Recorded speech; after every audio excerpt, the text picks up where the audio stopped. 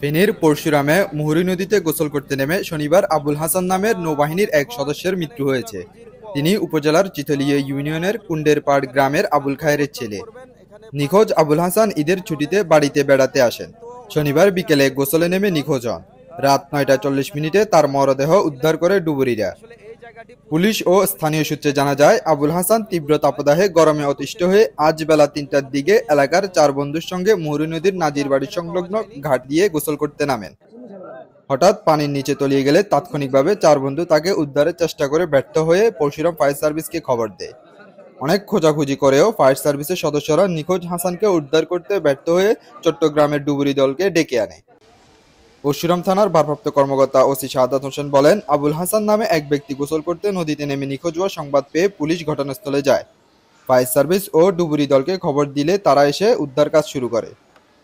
Zubair Hossain, Feni.